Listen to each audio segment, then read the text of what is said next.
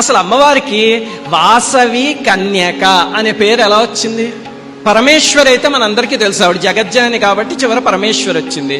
మరి వాసవి కన్యక అనే పేరు అమ్మవారికి ఎందుకు పెట్టారు తెలుసా మీలో ఎవరికైనా?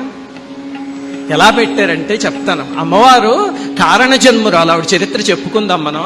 ఆ అమ్మవారు పుట్టినప్పుడు అశరీరవాణి వినిపించింది వాళ్ళ తల్లిదండ్రులకి, అక్కడ ఉన్న గురువులకి అందరికీ వినిపించి, విష్ణుమూర్తి వైకుంఠంలో నా సోదరి భూమి మీద పుట్టింది, బ్రహ్మచారిణి స్వరూపం అని చెప్పాడు అని ప్రకటించారు వాళ్ళు. ప్రకటించేసరికి మరి వాసుదేవుడి సోదరి కాబట్టి వాసవి అని పేరు పెట్టారు అమ్మవారికి. అలాగనే బ్రహ్మచారిణి స్వరూపం. మీకు బ్రహ్మచారిణి అమ్మవారు తెలుసా? ఎవరు? నవదుర్గల్లో రెండో అమ్మవారు. మనం దసరాల్లో నవదుర్గల్ని పూజిస్తాం కదా, అందులో రెండో అమ్మవారు దదానా కరపద్మాభ్యాం అక్షమాల కమండలు దేవి ప్రసీదతుమయీ బ్రహ్మచారిణ్యనుత్తమ అని మనం పూజిస్తామే.